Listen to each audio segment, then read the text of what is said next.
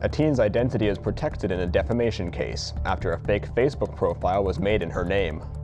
Olivia Chow thinks about a mayoral position, and Honey Boo Boo is picked up for the holidays. Humber News starts right now.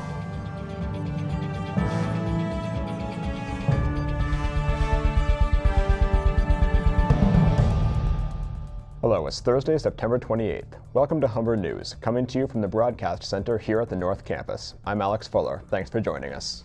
And I'm Claire McCormack. Ahead on our show, we have all your news, sports, and entertainment highlights, as well as your 5-day weather forecast. But first, Alex has our top story. The Supreme Court of Canada has just ruled a teenager bullied on a fake Facebook page will not have her identity released. The court says the 17-year-old can go forward with a defamation lawsuit without revealing her name. She is seeking the identity of the person who created the page containing insulting information about her appearance and sexual practices. The judges unanimously agreed the girl, who was 15 when the page appeared, is entitled to anonymity. The teenager, her family, and their representation argued revealing her identity would cause further harm. However, the judges rejected a request for a publication ban on the case. Sexual assaults on campuses have been news headlines for the past week. There were 2 reported this week, one at Ryerson and another at York University. Humber's Department of Public Safety has a rape, aggression, and defense training program in place that will teach students self-defense and keep them safe. Jeanette Liu has the story. This week, students have learned they need to remain aware of their surroundings on campus in light of 2 sexual assault cases at Ryerson and York University. Michael Kopanak, the Associate Director of Humber's Department of Public Safety, says there are many protocols in place for students.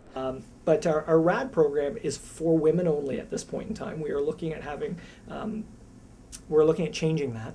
But right now there's 4 people on campus, 4 or 5 people on campus who are trained to give women, such as yourself, really safety tips. Humber students say they feel safe on campus, but they are still taking extra precautions to protect themselves. Even when I do listen to music, it's very quiet, and then sometimes I try not to, just to see who's around me. If I'm alone, I should be more aware of my environment, I guess. Now, Humber's Department of Public Safety says that 1 in every 4 women experience sexual assault. The numbers are lower for men, but they still need to remain safe too. They offer students these tips. Know your surroundings, remain distraction-free, and follow your gut instinct. It's always better to remain safe than it is to be sorry. Jeanette Liu, Humber News. The NDP's Olivia Chow might look at a run for the Toronto mayor's job. The MP and widow of former party leader Jack Layton says she may consider her options down the road.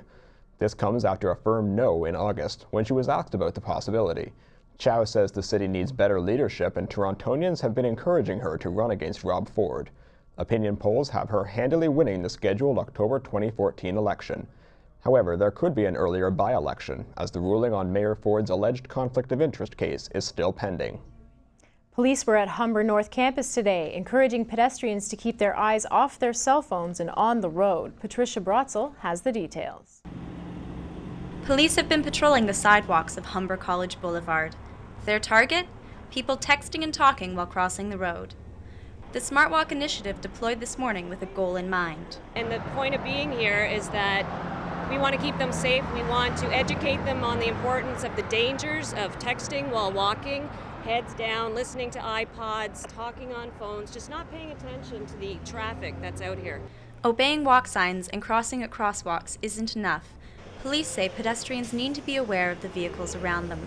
Humber College has taken measures to make sure foot traffic is more visible to motorists. When we talk about pedestrian safety and some of the things we've done, the new lighting on campus is phenomenal. So if you ever get a chance to come see it at 6, 7 o'clock, it actually makes the campus look quite beautiful, but also ensures that people hopefully feel safe. Students hopping off the bus and crossing the road with earbuds in is a common sight, but construction on campus will help end that. A bus loop will be incorporated into the new LRC building that is expected to be built in 2015.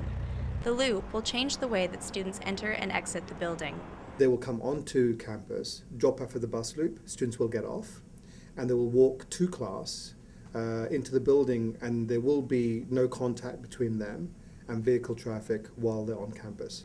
Out of 17 pedestrian deaths this year, 7 involve cars turning at intersections. Initiatives like these aim to reduce fatalities by encouraging pedestrians to turn off their cell phones and take out their earbuds.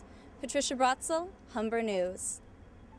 Thanks, Patricia. When people go for a run, it usually doesn't last for 4 days, but officers from 17 different police services have started a 460-kilometer race today.